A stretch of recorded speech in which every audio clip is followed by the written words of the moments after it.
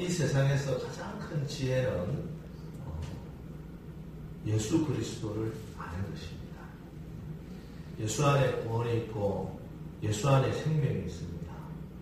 내가 길이요 진리요 생명이니 나로 말미암지 않고는 아버지께로 올 자가 없느니라. 예수님을 믿고 예수님을 통해서만 하나님 아버지 나라 하나님 나라 갈 수 있습니다. 예수님을 바로 아는 것이 하나님을 아는 것이고 성령님이 주시는 가장 큰 능력은 예수님을 아는 것입니다. 성경이 기록된 목적은 우리로 예수께서 하나님의 아들 그리스도이심을 믿게 하고 또 그 이름을 힘입어 생명을 얻게 하려고 하는 것입니다. 요한복음에는 그래서 예수님이 어떤 분이신지 예수님 스스로 밝혀주신 7가지 자기 계시, 자기 선언이 나옵니다. 헬라어로 에고 에이미라고 시작되는 이 문장으로 되어 있는데 이 에고 에이미는 나는 무엇이다 이런 뜻입니다. 예수님이 스스로 어떤 분이신지 스스로 밝혀주신 말씀이죠. 그 말씀 중에 첫 번째 말씀이 오늘 본문의 말씀입니다. 나는 생명의 떡이다 하는 말씀입니다.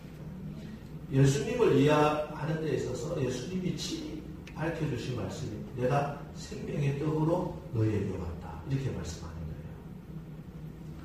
거예요. 오늘 본문의 배경은 우리가 잘 아는 오병이어의 기적사건입니다. 보리떡 5개와 물고기 2마리로 5,000명을 먹이고 12광주리가 남는 그 기적의 사건이었죠. 사람들이 예수님이 기적을 베푸시고 병자를 고치신다는 이야기를 듣고 몰려들기 시작했습니다. 사람들 너무 많이 왔습니다. 주님께서 주시는 말씀을 꿀송이보다 더 달게 받으면서 사람들이 해가 지는 줄도 모르고 말씀을 들었습니다.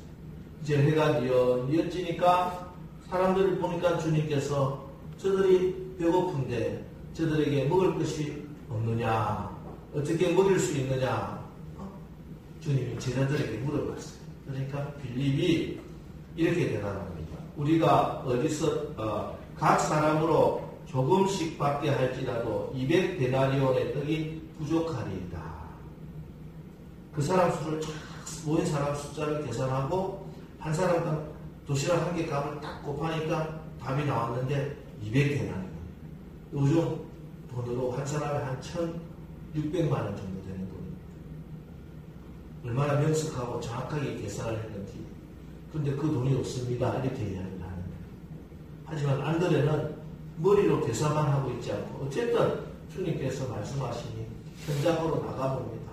나가보니까 한 어린 소년이 떡 5덩어리 생선 2마리를 가지고 있다는 것을 알아봅니다. 예수님이 이 소년의 도시락에 축사하시고 축복하시고 오병이어의 기적으로 5,000명이 먹고 성인들 5,000명만 먹고 5,000명이 먹고 12광주리가 남았습니다. 여러분, 하나님은 합리적이고 계산 잘하는 명석한 사람을 쓰시는 것이 아니라 순종할 수 있는 사람, 믿음의 사람을 쓰시는 줄 분명히 믿으시기 바랍니다. 계산은 필요하지요. 그런데 정말 정확한 계산이 필요하다는 것입니다. 하나님 나라의 계산법을 알아야 된다는 것입니다. 역사가이고 수학자인 헤로도투스라고 하는 사람이 있습니다. 이 사람은 평균이라고 하는 개념을 알아낸 사람입니다. 당시는 엄청난 발견이었어요. 평균값. 이래가지고 이 사람은 늘 평균 계산하는데 심취해 있었습니다. 어느 날 그 아내와 아이들을 데리고 소풍을 가는데 조그마한 강을 만나요. 그래서 목적지로 가려면 그 강을 건너야 되는데 아내가 이 아이들 때문에 좀 걱정입니다. 이렇게 이야기해요. 헤로도투스는 걱정하지 말라. 내가 강의 깊이를 다 계산해보고 아이들 키도 계산해보고 괜찮은지 안 괜찮은지 알 수 있다.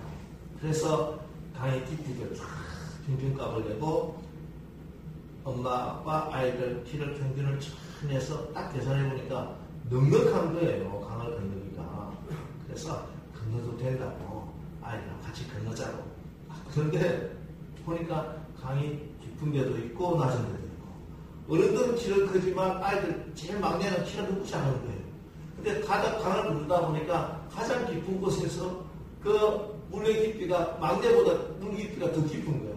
애가 둥둥둥 떠내려갑니다. 엄마가 깜짝 놀라가지고 막 아이를 뛰어가가지고 건져냈습니다.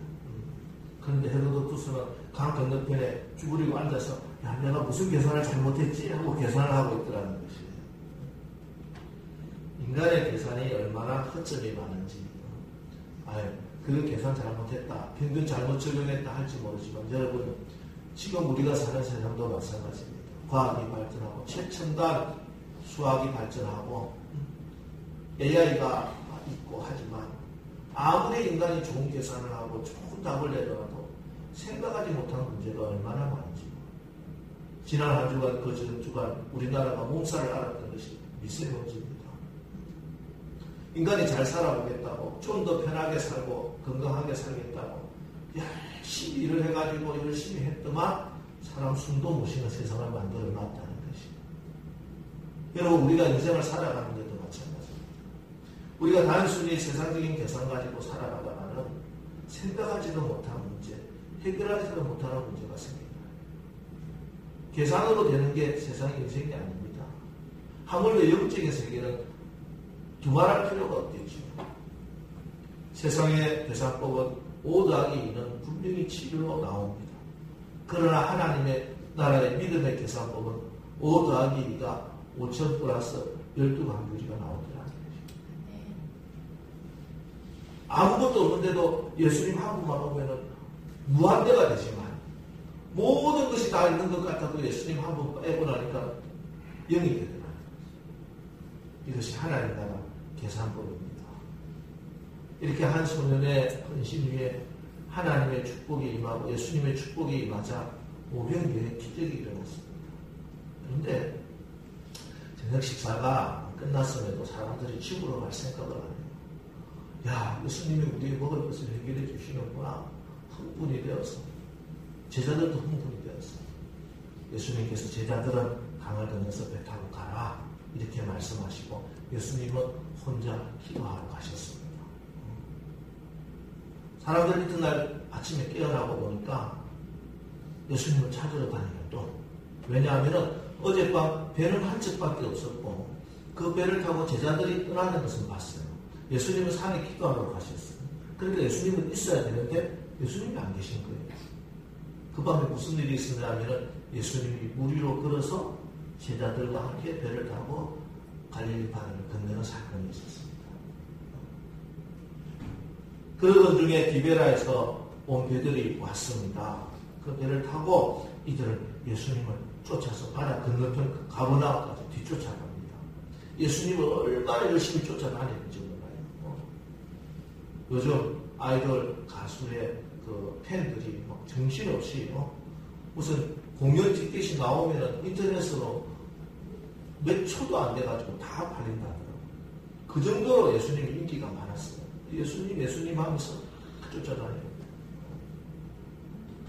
그래서 가버나움에 가서 예수님을 만나니까 너무 반가운 거예요. 반가워서 아유 예수님 납비여 언제 여기 오셨습니까? 이렇게 물어요. 그런데 이 극성패를 주님이 야 어서와라 하고 반갑게 맞이하지 않으시고 뭐라고 말씀하시느냐. 26절 말씀 내가 진실로 진실로 너희에게 이르노니 너희가 나를 찾는 것은 표적을 본 까닭이 아니요 떡을 먹고 배부른 까닭이로다. 여러분 이 말이 좀 이해가 안 되죠. 어제 방금 오병이어의 기적을 봤잖아요. 그게 표적이거든요. 그걸 본 사람들한테 너네들은 표적을 본 것이 아니고 그냥 단순히 배불러서 배고픈 문제 해결해 준다고 나를 찾아온 것이다. 이렇게 말씀하는 거예요.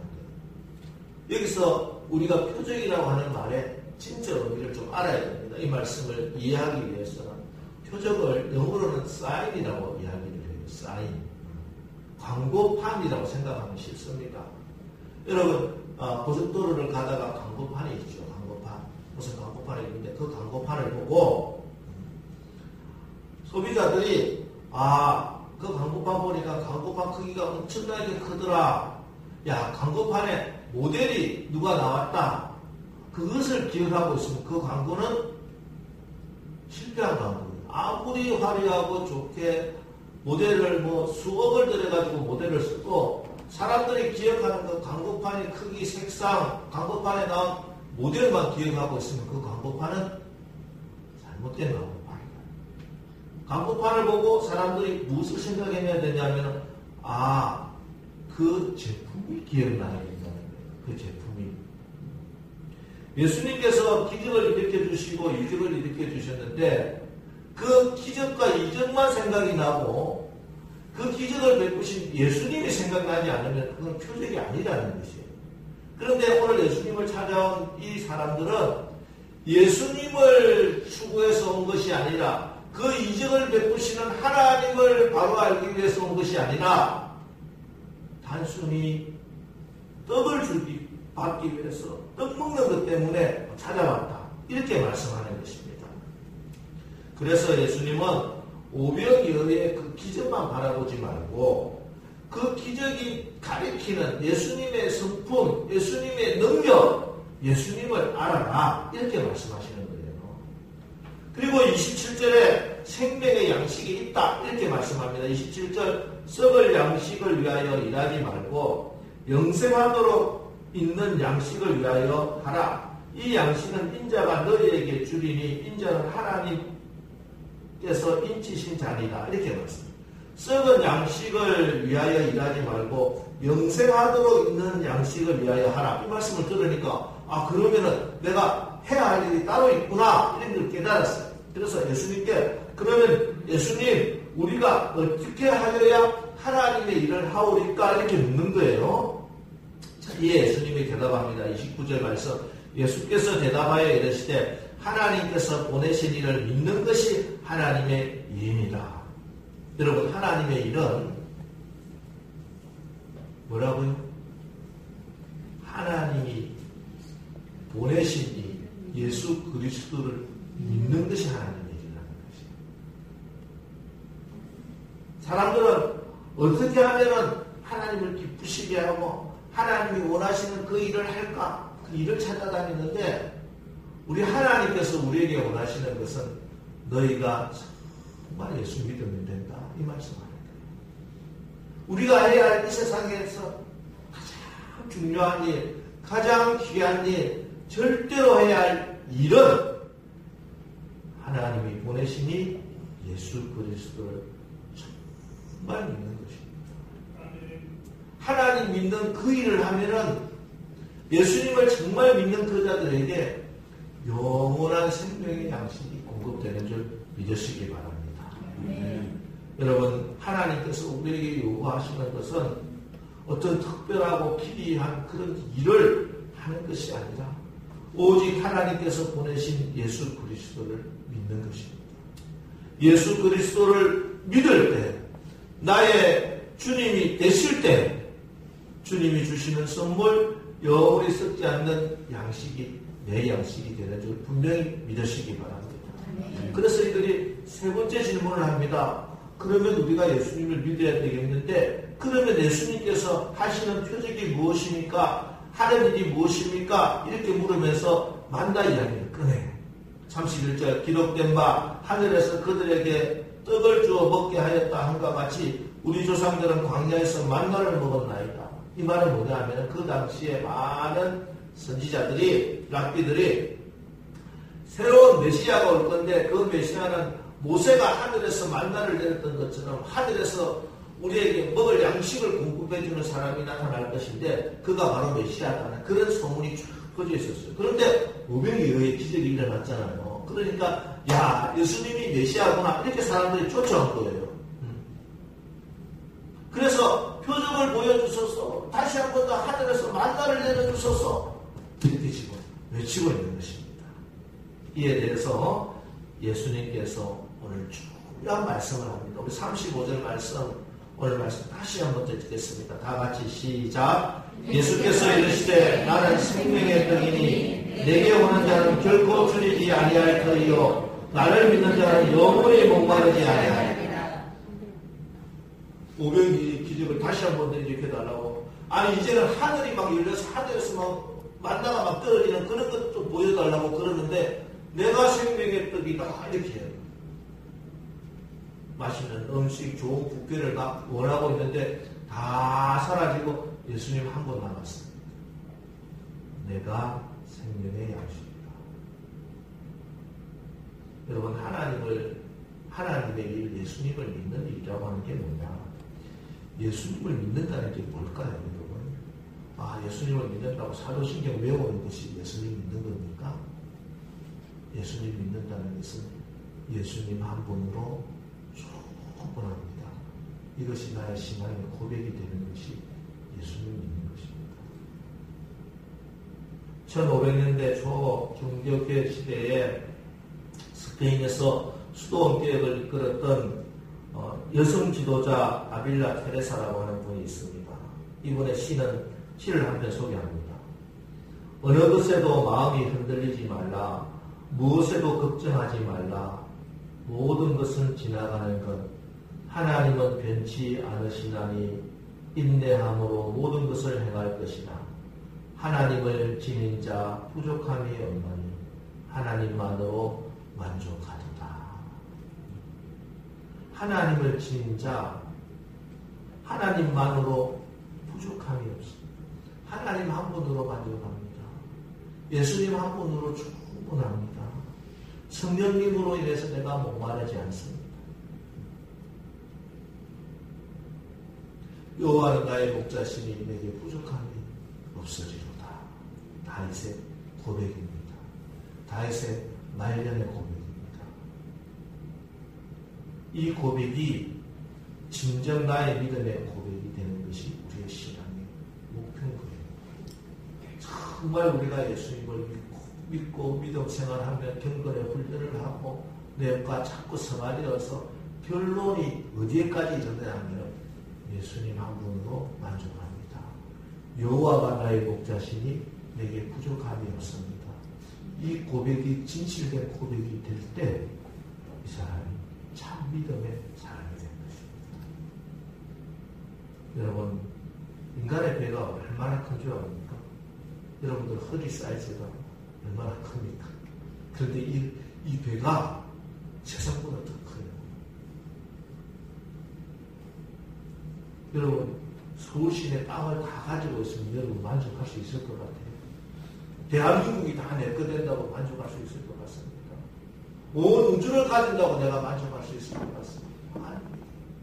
여러분들 재벌들, 권력자들이 욕심에 상상도 못할 욕심에 그렇게 허덕이고 결국 그것 때문에 무리수를 뜨고 멸망하고 망하는 것을 우리가 얼마나 많이 봅니까? 왜 그러냐? 이 배가 채워지지 않는 거예요. 27평짜리 아파트 하나만 있어도 만족할 것 같은데 이게 안 된다는 거예요.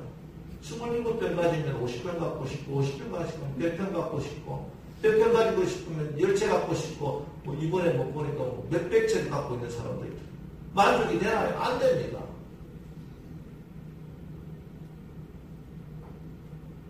왜냐하면 우리의 배는요 우주보다 크기 때문에 아무리 세상 것을 집어넣어도 한 거예요. 뻥뻥 뚫려 있는 것입니다. 이것을 채울 수 있는 것이 뭐냐면 우주보다 크신 분이 내 안에 들어오셔야 돼요. 저 분명히 믿으시기 바랍니다. 누굽니까? 하나님이세요. 예수님이 오셔야 돼요. 성령님이 오셔야 내가 만족합니다. 이렇게 된다는 거예요. 그래서 다윗이 여호와는 나의 목자시니 내가 부족함이 없게 되는 것입니다. 다윗이 이스라엘의 통일 왕이 되어서 부족함이 없는 것이 아니라 땅덩어리를 넓게 점령해서 부족함이 없는 것이 아니라 여호와가 나의 목자가 되시니 내가 만족함이 없으리로다. 이 고백이 되는 것입니다. 그래서 우리 주님은 말씀합니다. 의에 줄이고 목마른 자가 복이 있나니 저들이 배부를 것이냐. 어떻게 우리가 배가 부를 수 있느냐, 내가 만족할 수 있느냐. 의에 줄이고 목마를 때 하나님의 의가 나를 채울 때 내가 배고프지 않고 만족하고 기쁘고 감사하고 살아갈 수 있다는 것입니다. 의에 줄인다. 의가 무엇입니까?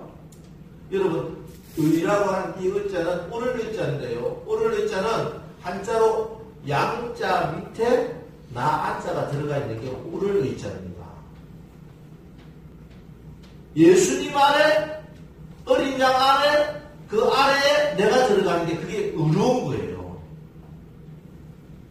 예수님으로 배고픈 자, 예수님 안에 나가는 것, 예수님 안에 속하는 것을 앙망하는 자, 그게 의에 줄이고 목마른 자라는 거예요. 그 사람이 그에게 하나님께서 배부름에, 만족함에, 감사함에, 기쁨에, 감사에 축복을 주신다는 것입니다. 다시 35절 보겠습니다.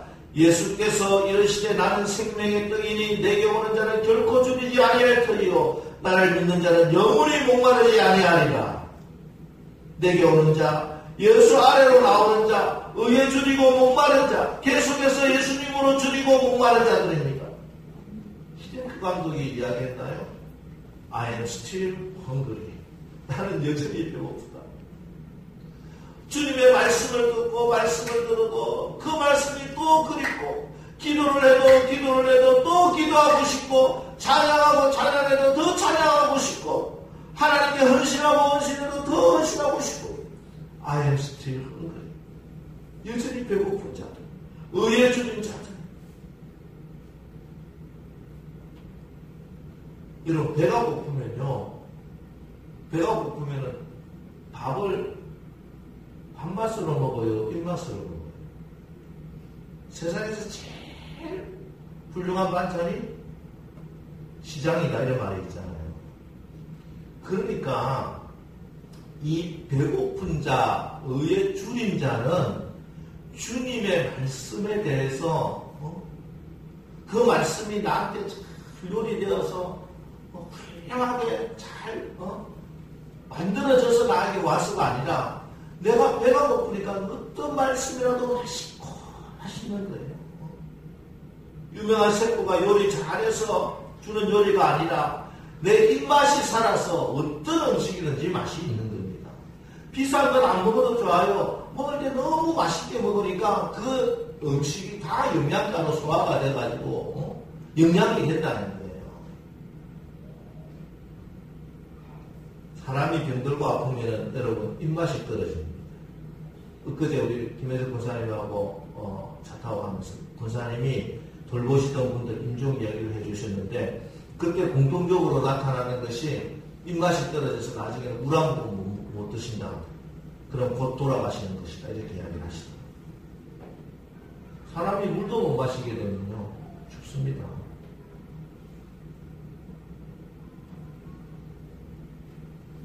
사람이 먹어야 잘 먹는 사람이 건강이 회복되는 거예요. 먹지 못하면 육신의 생명은 끝나는 거예요. 건강이 회복되면 잘 먹게 되는 거예요.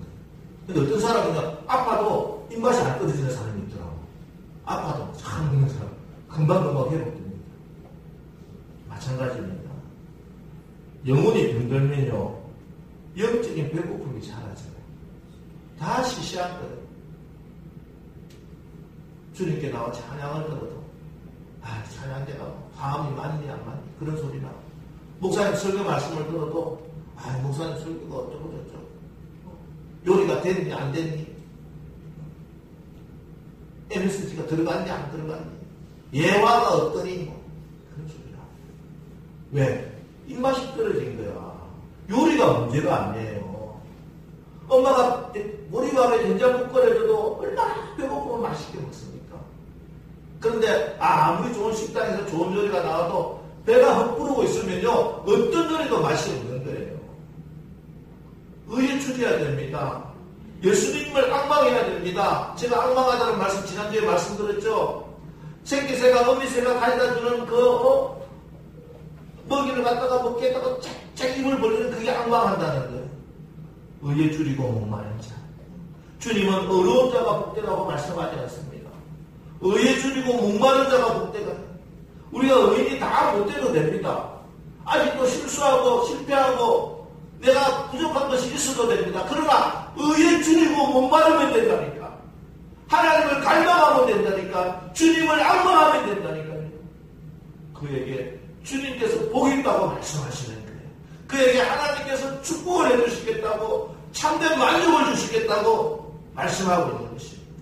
여러분, 건강 잃어서 울어보고, 장사 안 돼서 울고, 사업 망해서 울고, 실패해서 울어보았지만, 예수님을 사모해서 울어보신 적이 있습니까?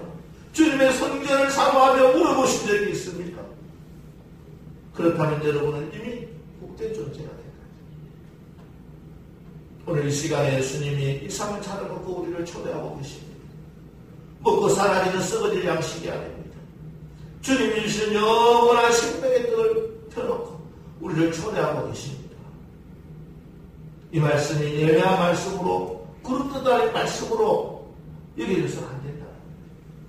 구체적으로 내 손에 잡혀야 됩니다. 아, 나에게 주신 복이 이 복이구나. 내가 깨달아져야 된다. 여러분, 생명의 떡이 되신 예수님의 살과 피, 예수 그리스도의 말씀을 자꾸 먹는 사람이 결국 예수님처럼 됩니다.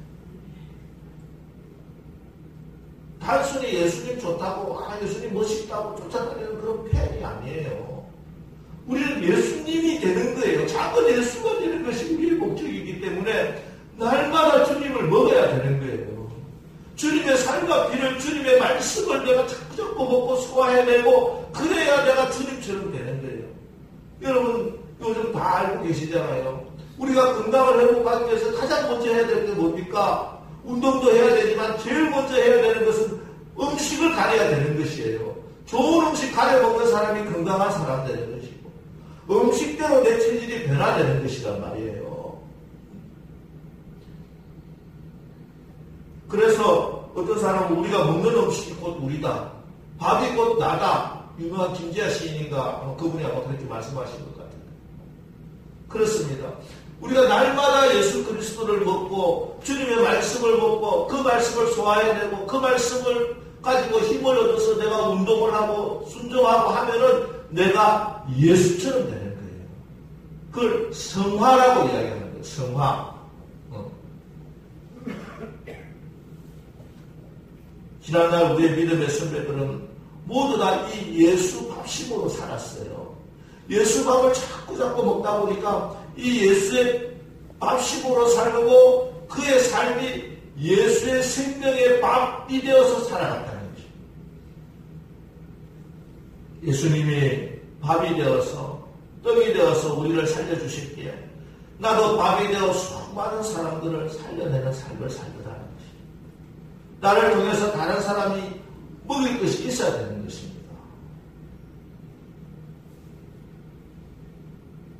떡이 밥이 양식이 되기 위해서 미리 부서지고 깨어져서 가루가 되는 희생이 있어야 됩니다. 여러분, 우리가 식당에서 먹는 모든 음식들은요, 전부 다 자기가 죽음으로 온 것들이에요. 쌀도 죽고 생선도 죽고 야채도 죽고 고기도 다 죽어야 양식이 된다는 거예요. 아무리 싱싱한 해, 아무리 훌륭한 배치는 사람이 뻐끔뻐끔 고기가 살아있는 것처럼 그렇게 회를 잘 쳐도 결국은 죽어야 그게 생명이 되고 영양가가 되고 양식이 되는 거예요. 예수님이 이 땅에 오셔서 생명의 떡으로 우리에게 오셨습니다. 하늘의 생명이지만 우리의 밥이 되기 위해서 자신을 희생해 주셨습니다. 하늘의 생명이 하나의 미랄로 마리아의 몸이 떨어져 싹이 나고 자라고 십자가에서 죽고 가루가 되고 성령의 불로 익혀서 우리의 밥이 되셨습니다. 우리는 주님의 십자가, 초대교회 순교자들의 십자가, 순교사님들의 십자가에서 유리된 밥 먹고 생명을 얻는 사람들이에요. 그래서 지금도 우리도 주님의 뜻대로 생명의 떡을, 밥을 먹이기 위해서 살아야 됩니다. 지금도 우리의 삶 속에 내가 내 자존심, 내 시간, 내 물질 희생하고 있다. 내가 예수 밥으로 사는 것입니다. 하나님 나라를 위해서, 예수님을 위해서 내가 무엇이든지 희생하는 그 십자가가 바로 예수님의 밥으로 사는 것, 생명의 밥으로 사는 것입니다. 자기 십자가를 지고 가야 됩니다. 그래야 생명이 살아납니다. 여러분의 가정에서 여러분이 나에게 주어진 십자가를 질 때 여러분의 자녀들이 살아날 것이고 여러분의 가정이 살아납니다.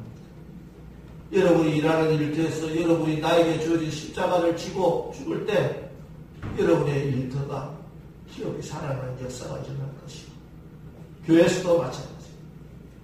누군가 자기의 십자가를 칠 때 그 교회가 살아나고 이 사회가 살아나고 이 나라 이 민족이 살아나게 될 줄 믿습니다. 여러분 누가 십자가를 질 수 있습니까? 주님의 십자가를 알고 주님의 십자가의 은혜를 믿고 주님이 십자가를 지심으로 우리에게 주신 그 생명의 양식을 먹은 자, 그것을 오늘도 공급받는 자, 바로 저와 여러분에게 주신 주님의 명령입니다. 내가 누구를 보내며 누가 우리를 위하여 갈고 하시니 여러분 지금도 예수님은 줄인 자, 목마른 자, 나그네 된 자, 헐벗은 자, 병든 자, 옥에 갇힌 자 저들에게 누가 밥이 되어줄 것인가 묻고 계십니다. 사순절 두 번째 주간을 지나고 있습니다. 이제 이번 한 주간 우리가 굶주릴 때 밥으로 오신 주님을 앙망하시기 바랍니다. 주님이 주시는 그 예수로 여러분 날마다 먹으시기 바랍니다. 주님의 말씀을 읽고 묵상하십시오. 그 말씀을 내 말씀으로 소화해내시기 바랍니다. 그리고 그 말씀의 힘으로 순종하십시오. 움직이십시오. 실천하십시오. 그럴 때 주님이 주시는 능력을 힘입어서 우리의 삶과 우리의 모든 것이 예수 그리스도의 양식이 되어서 우리 주변에 또 다른 생명들을 살리는 역사, 생명의 역사가 일어나게 될 줄 믿습니다.